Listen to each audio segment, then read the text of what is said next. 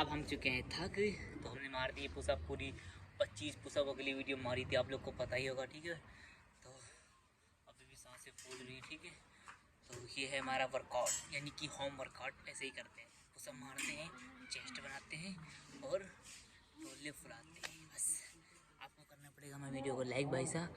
तो आपको कुछ दिनों में भाई डोले हमारे फूलने वाले हैं, क्योंकि बड़ी खतरनाक चीज़ मैं लाया हूँ, मैं दिखाऊँगा आपको।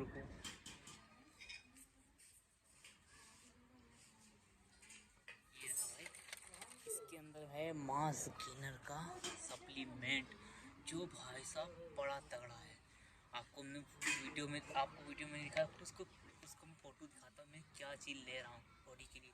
ठीक है, ऐसे वीडियो पे बने रहें बस।